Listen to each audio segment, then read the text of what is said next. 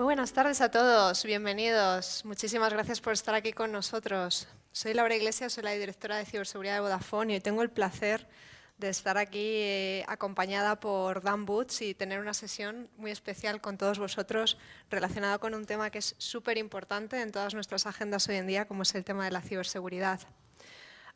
So Dan, I would like to introduce you. Thank you very much for being here with us. It's a pleasure to be hosting you today. So Dan, you're the global head of intelligence at F5, and prior to F5, you've been more than 20 years with local, state, and federal law enforcement and intelligence organizations in the United States, places like the FBI, where you've been a special agent. And also, you have investigated cyber terrorism. You have been also working with the CIA, helping as a cyber operations officer. So, really, really interesting track record. And today we are going to talk a little bit about some of the things we were actually discussing what we would talk about today, that it was so hard to pick some of the topics. There were very interesting things to talk about, but maybe we can start by your working career. So you've been working for the FBI, the CIA, these very respectable organizations in the US. You've also been a policeman, I learned, so maybe you want to tell us a little bit about your working career, any life-changing experiences that you would like to share with us? Well, sure, Laura. Thank you very much for having me. It's very happy to be here with everybody. That is actually a very informed question. Most people are drawn to my experience as an FBI agent and as a CIA operations officer, but you're correct that my time as a police officer was very impactful. In fact, not many people know this. Well, they'll know it after this, I suppose. But the first time I went to university, right out of high school, I failed in every respect. I mean, I got just failing grades and I dropped out. And then I went from kind of dead-end job to dead-end job for a few years, and then I became a police officer. And in the US, I am wearing a uniform, carrying a gun, driving around in a marked patrol car, going from call to call to call. These calls were gang fights, domestic violence, drugs, criminal damage, burglaries, homicides, sexual assaults. And these calls opened my eyes. Just seeing the endless manifestations of ignorance, it taught me the importance of an education. So I went back to college and I got nearly all A's. So think about that. I'm the same person. I'm not any smarter, but I had different experiences and placed a different value on education. So when I returned, I got nearly all A's, graduated with honors, earned the Distinguished Senior in Computer Systems Engineering Award, and it was all because of these life-changing calls.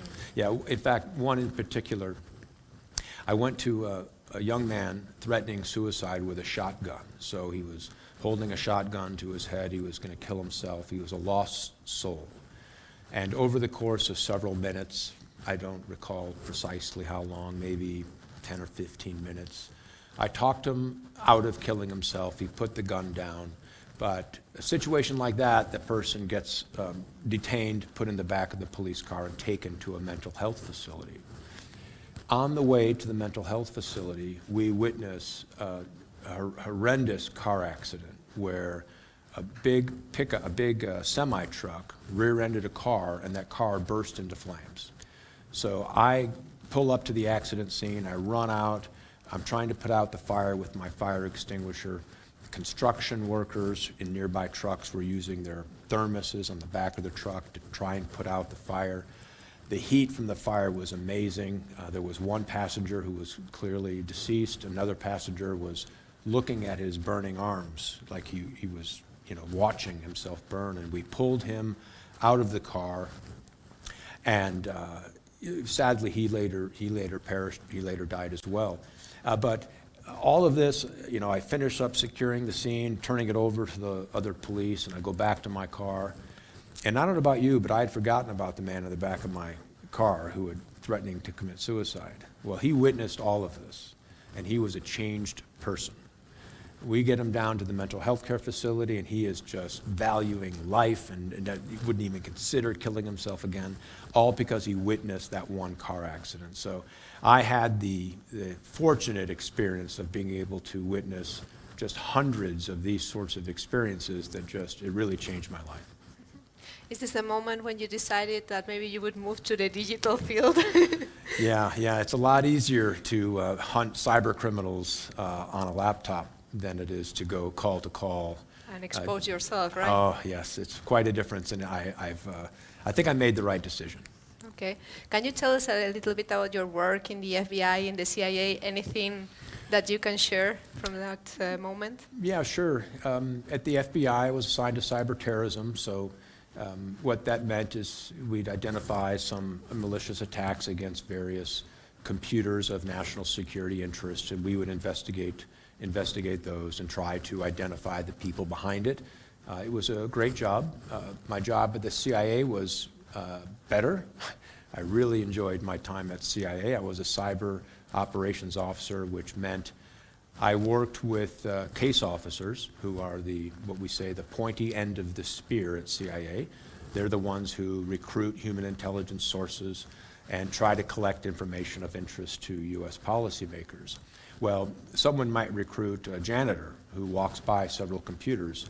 The janitor doesn't know how to compromise the computer. The case officer doesn't know how to compromise the computer. So I would work with the case officer, meet with the asset, and over time, figure out what kinds of computers the person had access to, and then work with very talented engineers back in Virginia who would develop some sort of exploit, and then the janitor would deploy that exploit that would enable remote access. So I loved that job. I got to travel all over the world, meeting human intelligence sources, working with very talented case officers, but it wasn't something that I wanted to do for 25, 30 years. So I did about 10 years working for various, for like FBI and CIA, which was enough to kind of check that box and enjoy that experience. But I very much enjoy what I'm doing today. Very nice. And now you're working at F5 and you're leading intelligence there. You're in a company that is a leader in cybersecurity, serving many customers. What can you tell us? What things are you seeing these customers affected by? Well, I have to admit, I've seen a lot of amazing things in my career at FBI and CIA and as a beat officer. But when I got to F5 and saw some of the attacks against the Global 2000, I found it jaw-dropping. I guess I should back up and talk about what we mean when we talk about attacks, because it isn't what people typically think of when they talk about attacks. We're not talking about attacks against inadvertent vulnerabilities like cross-site scripting or SQL injection, not those sorts of attacks. Those vulnerabilities can be patched, they can be fixed. We're talking about attacks against what we call inherent vulnerabilities, meaning you are vulnerable to credential stuffing because you have a public-facing login application. Bad actors are going to try hundreds of millions, even billions of username password pairs against that login application, and because of consumer habits to reuse passwords, they end up taking over a lot of accounts, hundreds of thousands of accounts. So I guess you could patch it if you take down the login application, but typically that's a critical business requirement. You wouldn't service your customers then. Exactly. So that's what I mean by attack. It's attacks against inherent vulnerabilities, or also known as like business logic abuse attacks. Well, what surprised me is when we went in line and deployed some of our client-side signals, and which identify which is attack traffic and which isn't. And we saw that 99.9% of all login traffic was from malicious bots. The first time we saw that, I thought, we've done something wrong. That can't be true. So we got to double check and triple check our telemetry and make sure that, yes, we're drawing the correct conclusion. So 99% was malicious? Exactly. Wow. Yeah. And that, by the way, that isn't even a record. We've seen 100%. And you're probably wondering, well, how do you see 100%? Not one customer was logging in? Well, this is how. A customer had an application that both bots and customers were using. Then they deprecated the application, So humans couldn't even navigate to the site anymore. And prior to that, there was no incentive for a customer to bookmark it. So nobody would go directly to it. But that URL was hard-coded in attack tools. So now no humans could navigate to it, but the bots kept attacking it. So that's the record, 100%.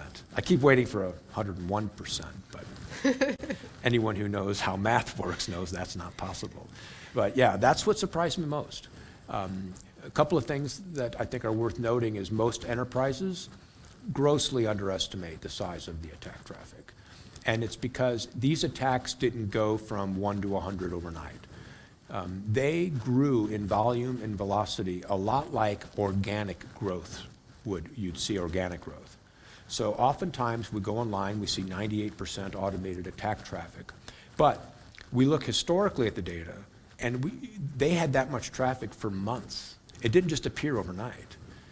So when we go in mitigation mode and take care of all that traffic, oftentimes it's the marketing folks who are most concerned because they think, where did all of our traffic go? The traffic that we spent the last several years, growing with all of our brilliant marketing campaigns, and we have to tell them, sorry, they were bots. Yeah, so that's the takeaway largely, is that the attacks are much larger than people realize. And I've been yelling this from the rooftops for years. And so it's so nice to be invited to a forum like this where we can talk about it and spread the word. Thank you very much. I was thinking as I was hearing you, related to these attacks, usually companies all around the world use security measures like two-factor authentication maybe, or CAPTCHAs or stuff like that. Do you think the security measures are effective? So would you keep seeing that 99% of malicious traffic when you have these security measures, or not? Let's, I guess, talk about CAPTCHA first. Okay.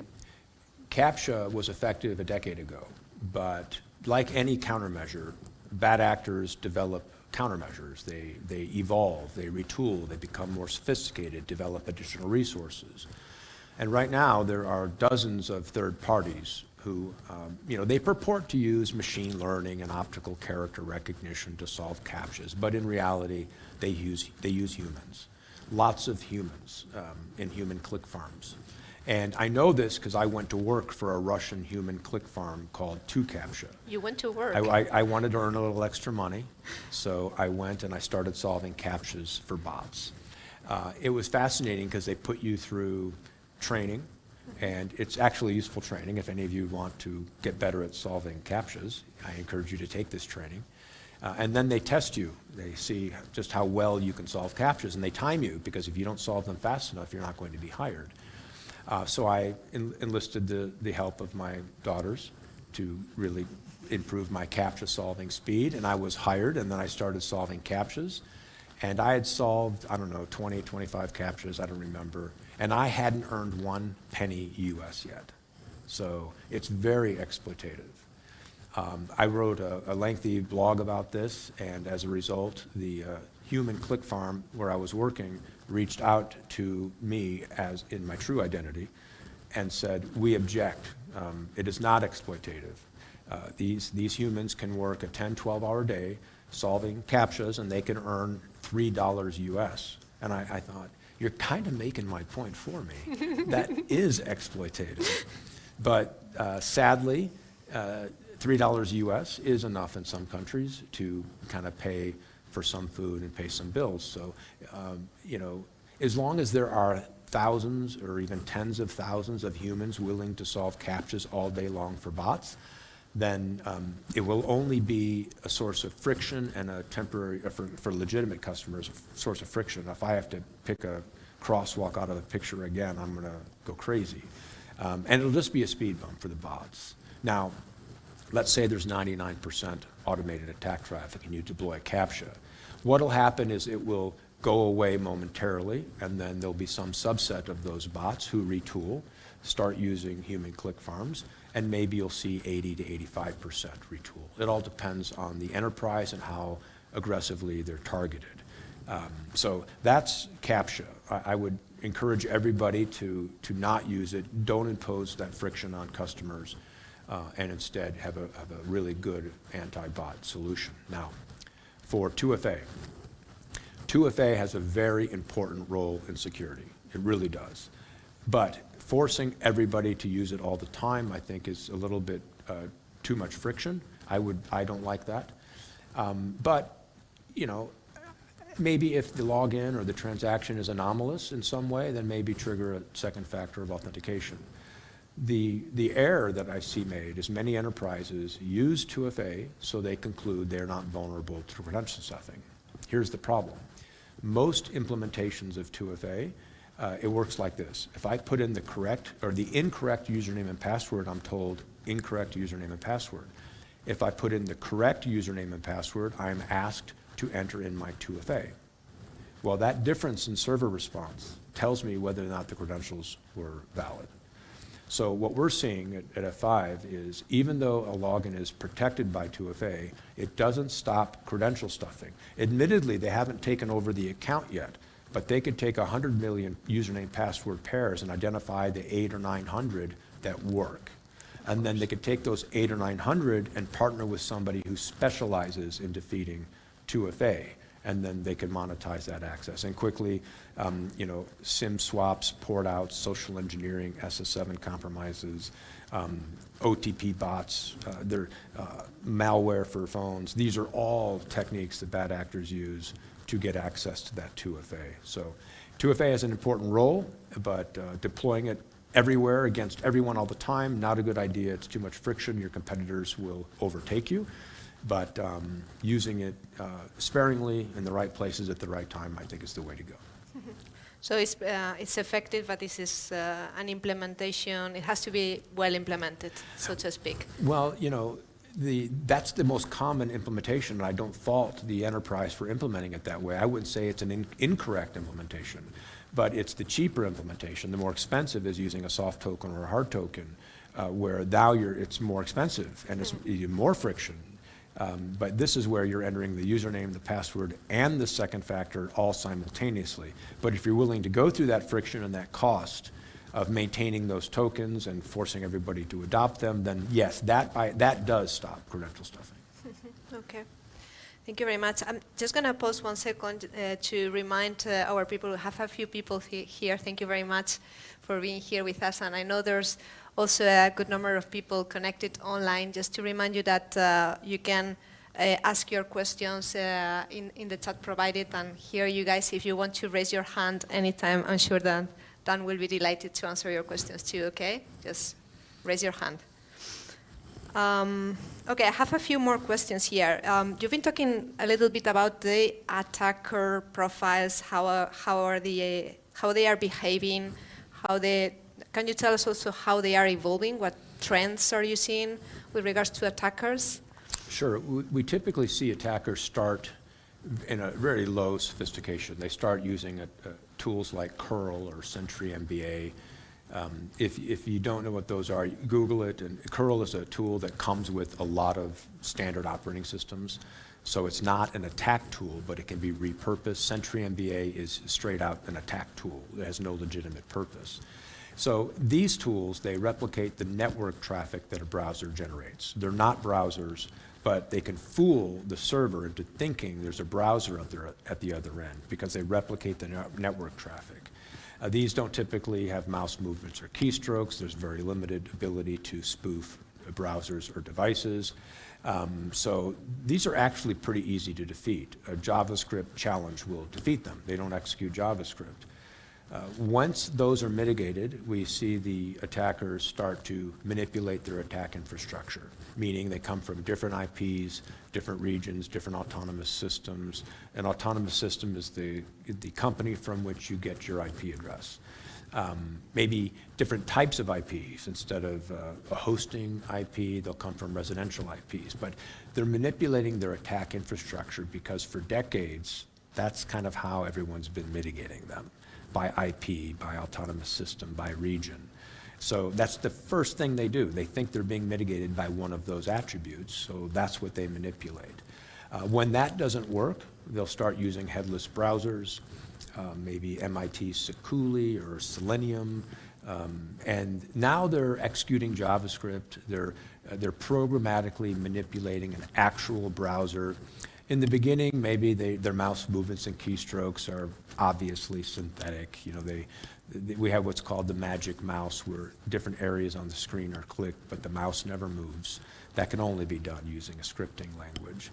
In the beginning, they're not very good at spoofing devices, but over time, if they're mitigated, they get better and better and better at it. And let me give you an example of what I mean by spoofing a device.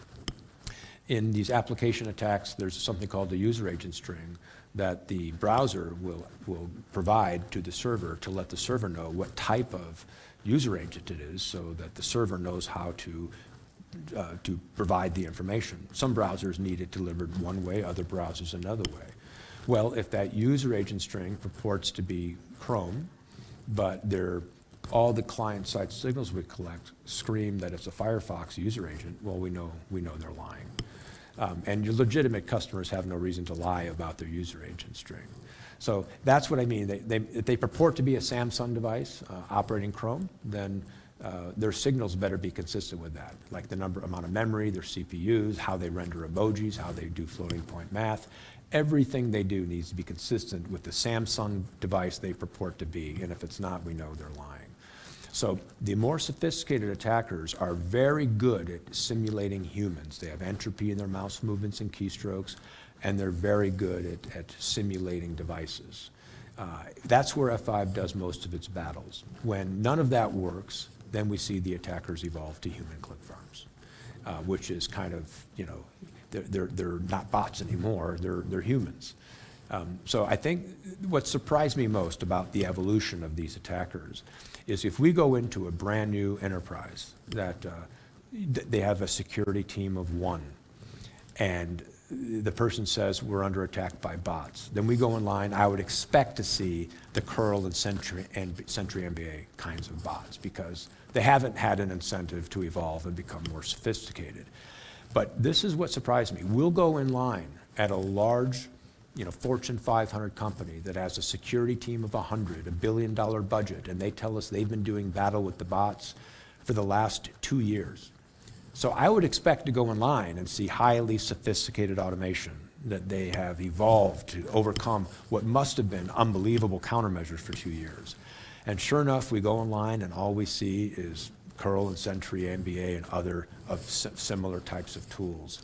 They don't evolve. What they've done is, instead of becoming more human-like and being better at spoofing devices, they just come from more and different IPs. So this game of whack-a-mole the security teams have been playing by blocking by IP has caused these attacks to come from hundreds of thousands and even millions of IPs now.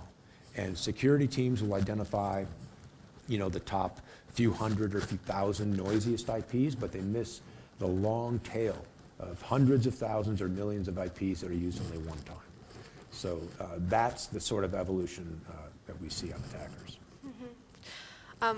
I was recalling a statement that I hear a lot in security firms related to humans as I was hearing you. And you usually hear something like the human factor, or humans in general, are like the weakest link in attack. Like if the attacks were not sophisticated and the attackers are tricking human beings that have legitimate access in order to gain access to companies or whatever. Do you agree with that statement? Do you think that the attackers are profiting from, I don't know, customers or employees being sometimes maybe negligent with credentials and things like that? Or do you think they are sophisticated? No, this isn't working. Is this falling? Can you fix this? Is it working well? Yeah. Oh. It's falling down to my neck. Oh. Everyone can hear me breathe.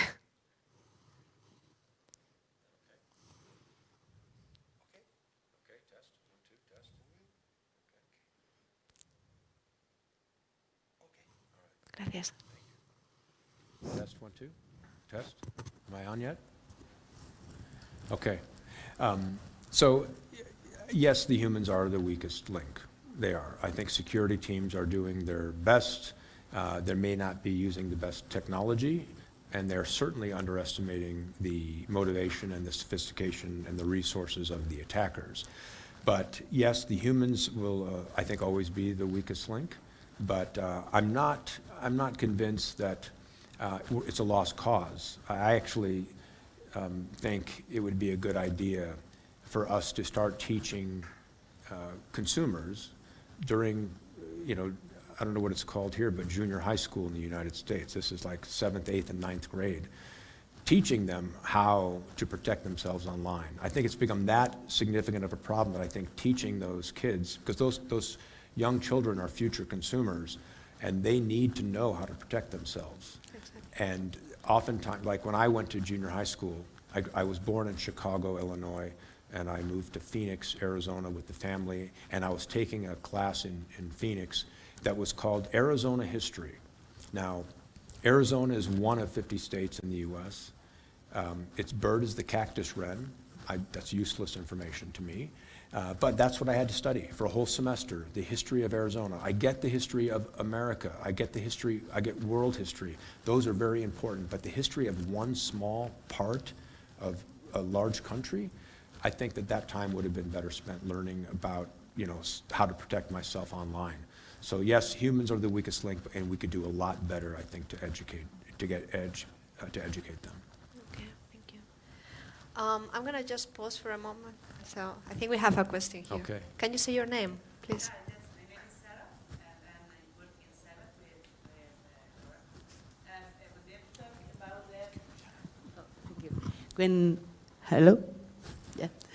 when you talk about the two-phase and how it's better for authenticate to our users, customers, or vendors, or employees, what is the next step? And if the next step will be secure enough for preserve the security of customers, users, maybe thinking in zero trust procedure, victimless password. Yeah, we love the idea of no passwords. I mean, that was a decision made years ago that we've all been paying a huge price for, having to memorize usernames and passwords. But I think the future, the path to getting to no passwords is to use what we call client-side signals to extend the session. And you extend the session longer and longer and longer, then you're reaching zero passwords. When you can extend it a year and 2 years and 3 years, and the only time they have to kind of reset the account is when they get a new device, then that is a frictionless way of authenticating. So rather than asking them to submit a username and a password and then getting a text message and submitting a 2FA code, we advocate for just using JavaScript or an SDK to interrogate the device in the browser, develop a very high confidence identifier for that device. And then as long as that device stays consistent, we know it's the legitimate customer, meaning how you all type in your password. You think about it. When we type in a password, we develop a rhythm typing in the password. A bad actor can type in the correct password, but he's never going to be able to match that rhythm. So that's one example of an anomaly that you can rely on. I think the future is client-side signals. And in fact, we've had customers use those client-side signals where we say, look, don't ask this person to log in again, not yet, because everything we're seeing, it's your legitimate customer.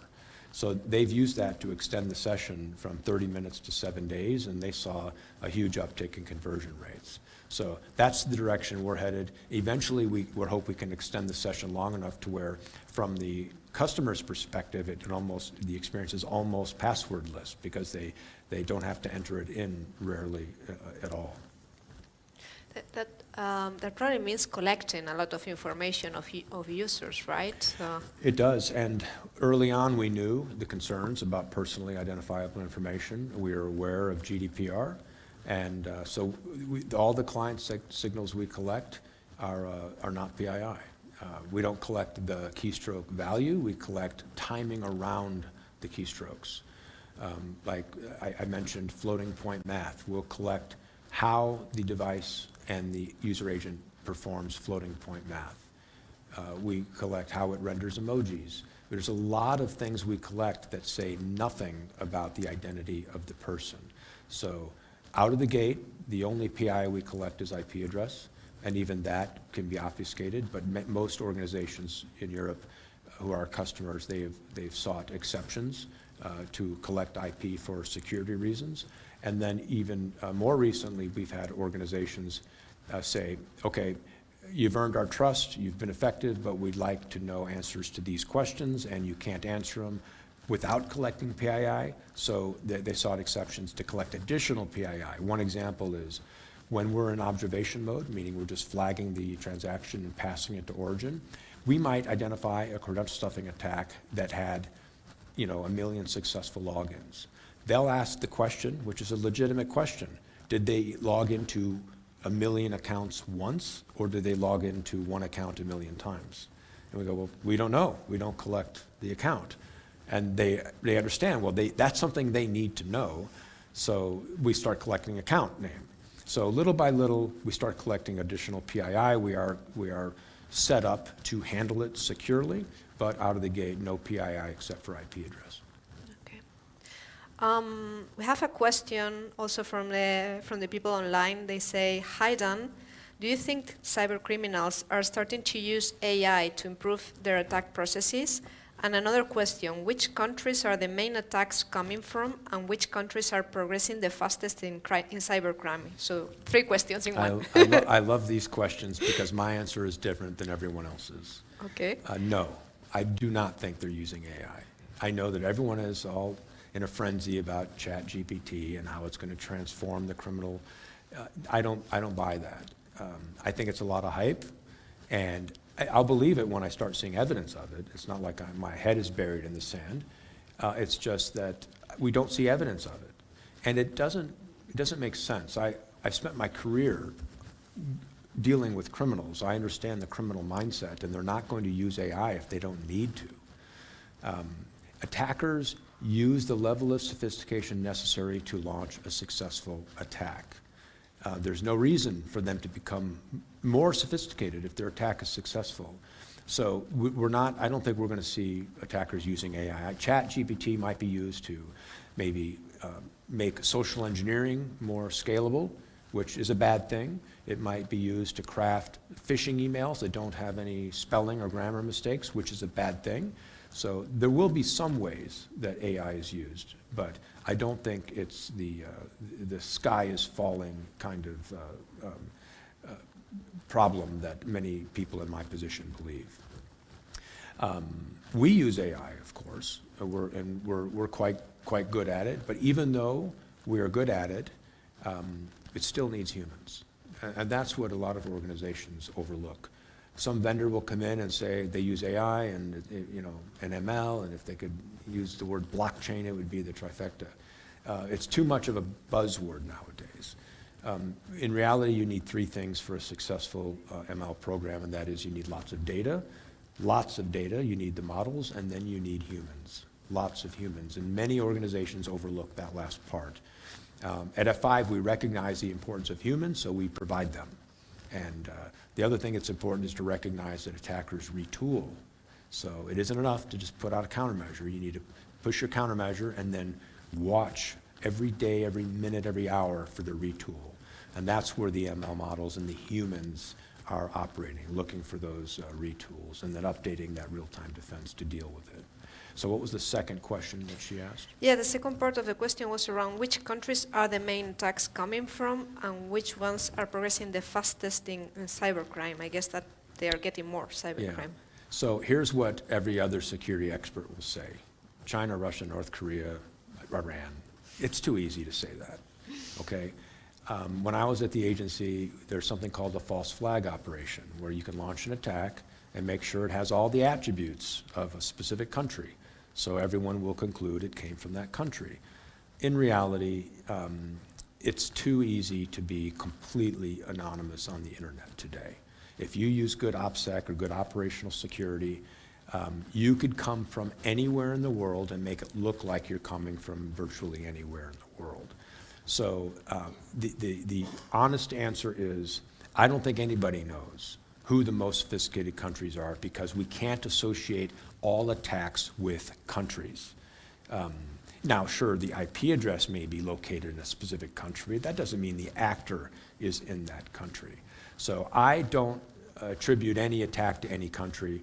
You know, if CIA or FBI says it came from this country because they have a human intelligence source, then that gets my attention. But when they say, oh, it had all the earmarks of an attack from Russia, you know, if Iran wanted to launch attack and make it look like it came from Russia, they would make sure it has all the earmarks of an attack that came from Russia.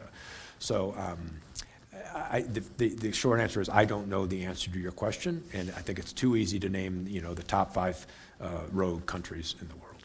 Okay, thank you. So we have another question here in the room. Getting the microphone.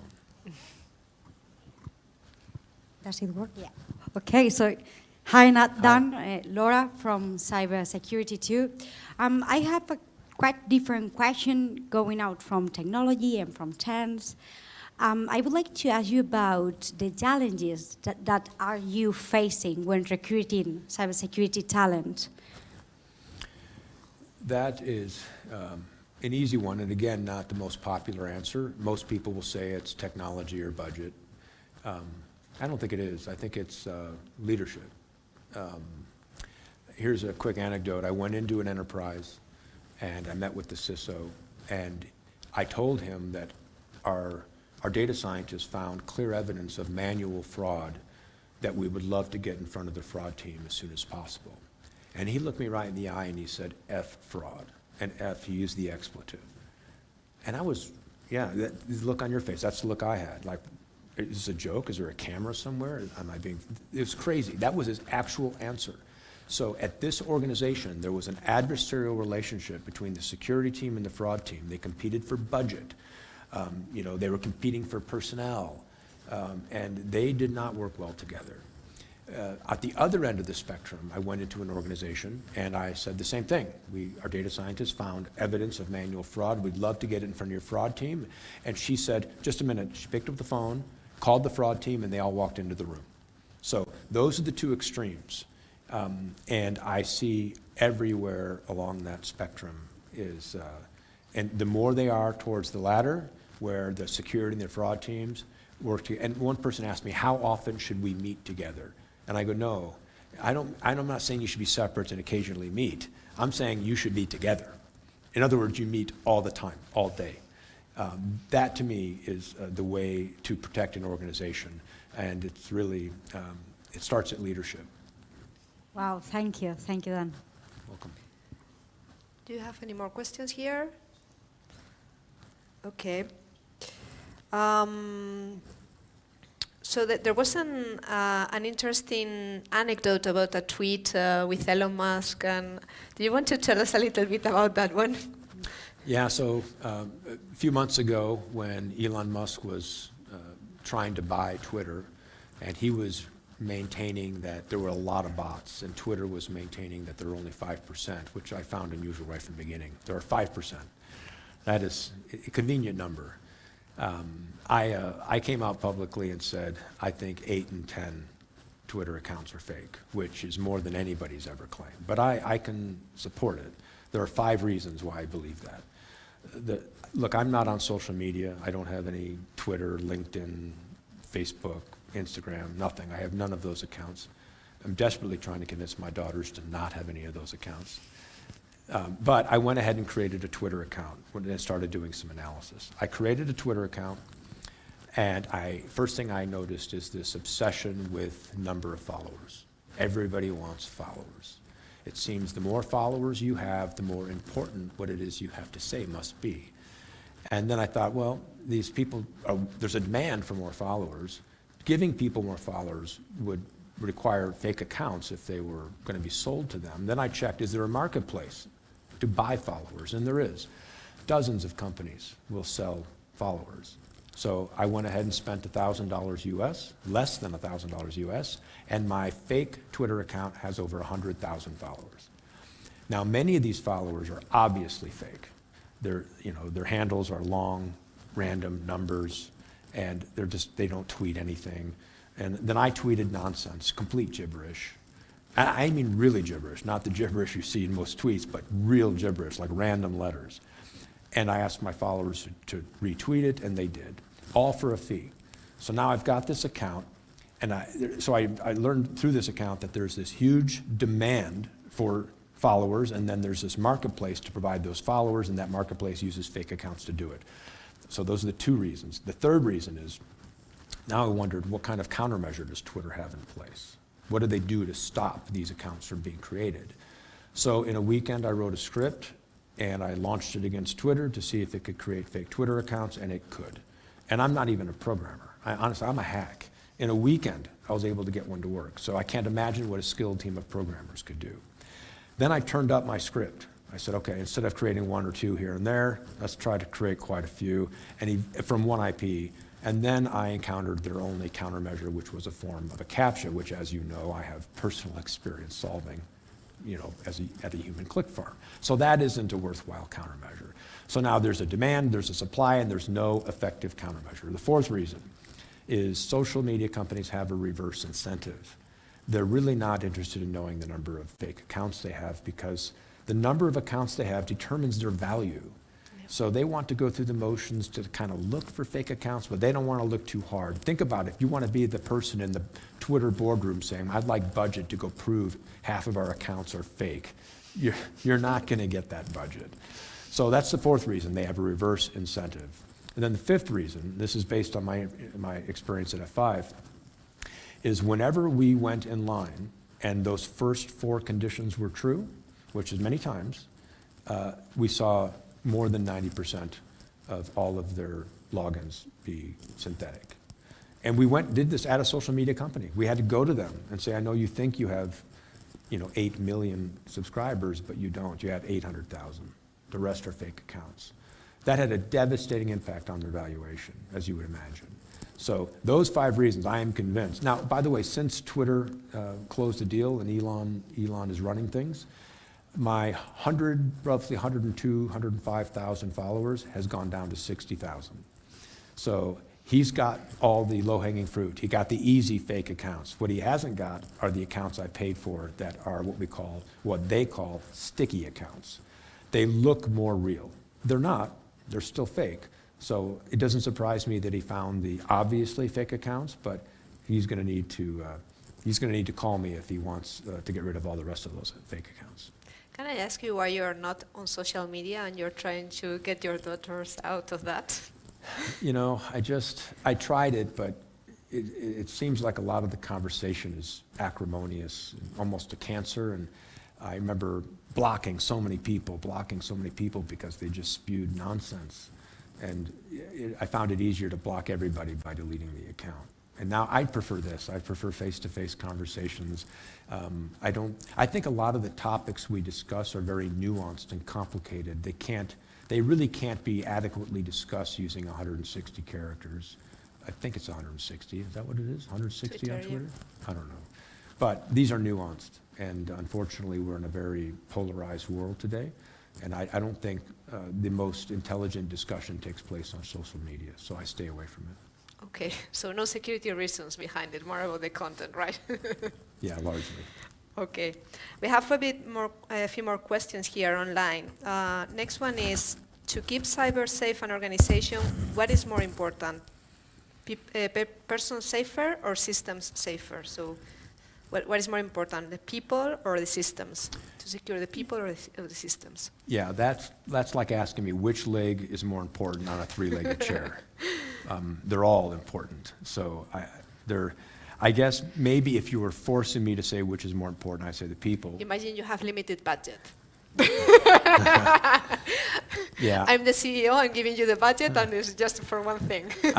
I'd say the people are always more important, because it's the people who are going to instrument and implement the tech, and even the best tech can be poorly and misused. So you have to have really good people first and foremost. And I don't know how you guys hire people, but we used to value degrees from Stanford and MIT. No, we don't. That's not what we do anymore. Now I just ask the person how many computers they have at home. If the person says they have 5 computers and starts with passion explaining the purpose for each one and how they're networked and what's vulnerable, then absent a criminal background, that person's getting hired. But the person who says how many computers, I have 1. Okay, and then tell me about yourself, and they go on and on and on, and I don't hear the passion about the work they're going to do, then and they could be from MIT, but you need to find the person who is passionate and that does it as a hobby. The person who taught themselves and does it as a hobby, I'd rather build a team of those people than several people from MIT. Okay. One more question from the online team. Could you explain what the term social engineering refers to and give some typical examples used by cybercriminals? Can you tell me again what the term is? Social engineering. Oh, sure.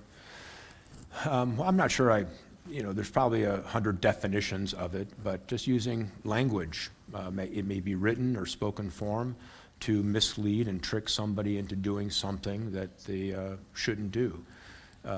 One example is in defeating 2FA. A social engineering example might be I send you a text message and say, I used to have your phone number years ago. I'm trying to log into a really old account. It's telling me it's sending me a code. I'm guessing it's going to you instead of me. Any way I can get you to give me the code. That's an example of social engineering. I worked a really important case when I was in law enforcement, and this is tied to something else that many enterprises overlook, the importance of PII. They think no one will take over the account because the only thing that's in there is PII. There's no stored value cards, there's no frequent flyer miles, there's no loyalty point, nothing of value except PII. And I said, no, PII is very valuable. I worked a case one time where a criminal organization used only PII to social engineer them out of millions of dollars. So for example, if I were to call you and just say, hi, Laura, I'm from your bank. Could you start making your mortgage payments, your house payments to this P.O. box or this temporary address? You'd probably say no, and you'd hang up. But if instead I said, hi, Laura, I understand, well, here's your principal balance, and here's your interest rate, and I see you've been on time for the last 8 months. That's great, thank you. We'd like to lower your interest rate. Are you interested in that? You're like, yeah, of course. And now I've got personal information. So she's less inclined to challenge me, because I must be from the bank. I know all these details about her payments, her interest rate, her address, where she works. I know all this. So bad actors will use all that PII to establish misplaced credibility that they then exploit and trick people into doing things they wouldn't ordinarily do. So whoever asked that question was smart to focus on it, because it is much more dangerous than any of the other vulnerabilities. And I think we could make a dent on the social engineering efficacy if we start teaching our youth very early how to avoid those sorts of things. Yeah, I completely agree with you. Actually, one thing that we discuss here sometimes is people, even our employees sometimes, or I guess it happens in other companies, they tend to think that they are irrelevant because they don't have access to, I don't know, privileged accounts or I don't know, or the highly sensitive information or stuff like that. But the one thing that you need to think about is that as a person you have connections and you have trust of other people that may have access to those things. And sometimes you don't think about that, but there may be a criminal targeting you just because of your connections. Yeah, you're exactly right, and everybody listening should share that with your coworkers, your friends, your family, your loved ones, that everybody can be part of the scheme, everybody.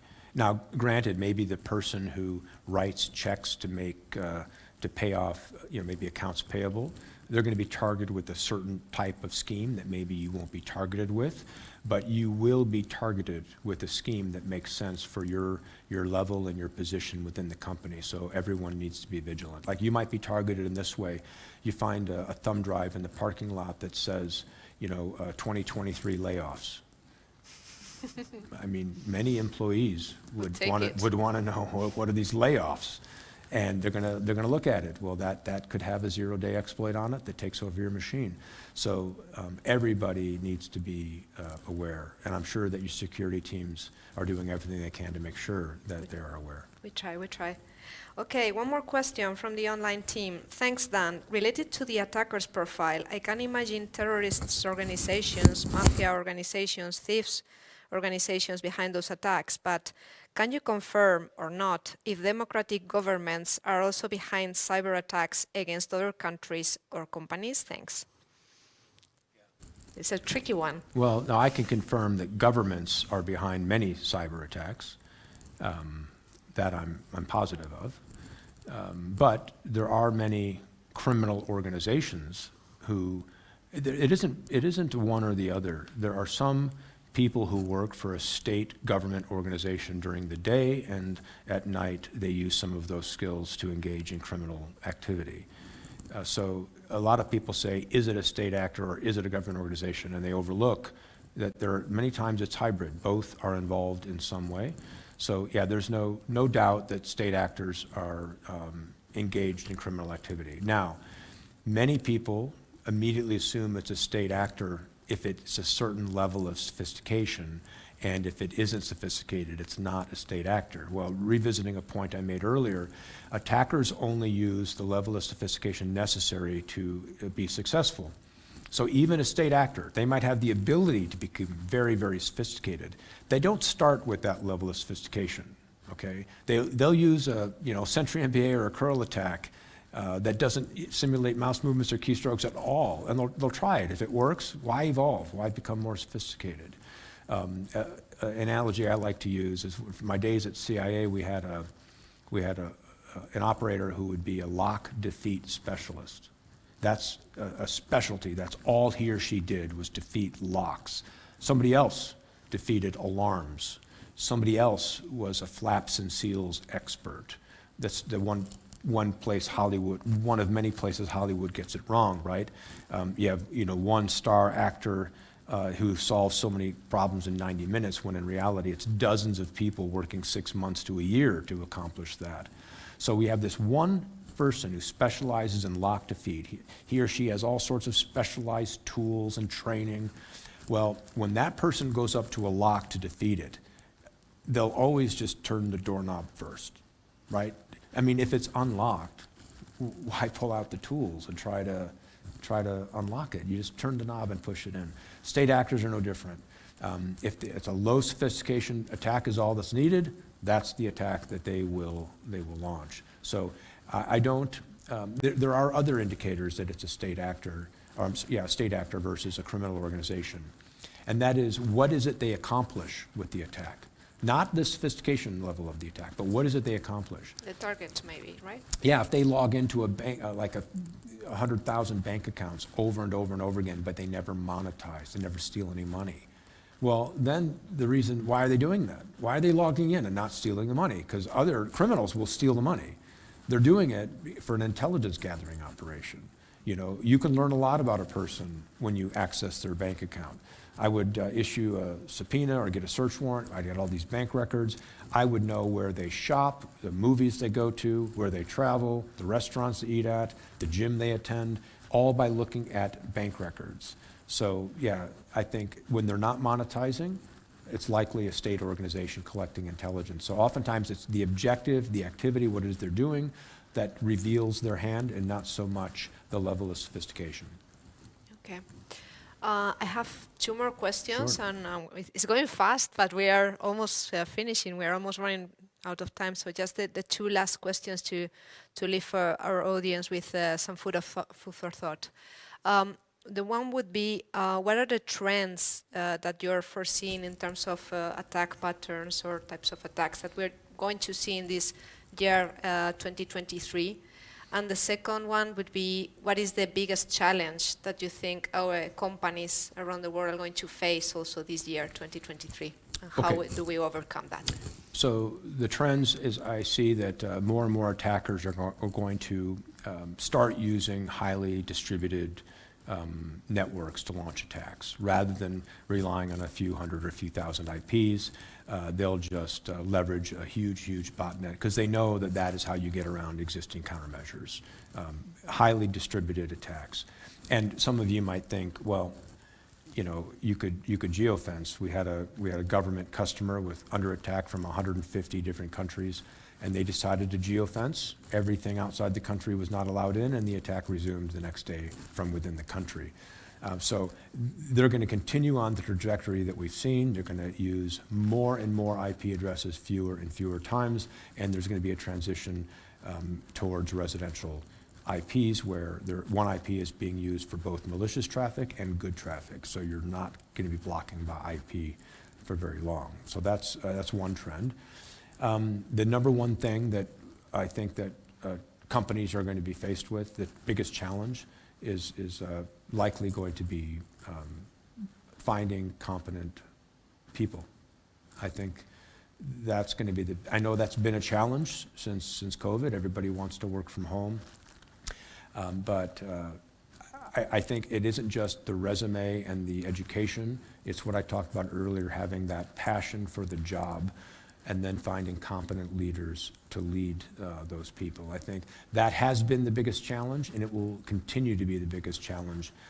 I know all the hype and the attention is on, ChatGPT or some other attack tool or some hacker group, but the real challenge, at least based on my experience, and I've been to hundreds of headquarters and met with hundreds of security teams, the biggest challenge is going to be one of personnel.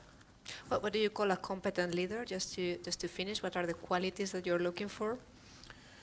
I'd say that a competent leader in a nutshell is somebody who wants everyone who works for him or her to excel beyond them.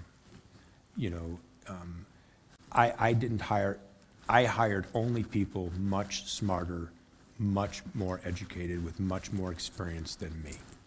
Honestly, that's all I hired, because that's who I needed. So now, you have to be prepared to accept this comment when you hear it. Boy, he should be working for us. I heard that, and I'm fine with that. That means I'm doing a good job recruiting. So all my team, I've left now, I'm an individual contributor, and all of them have been promoted, which is that's music to my ears. I want them to be promoted.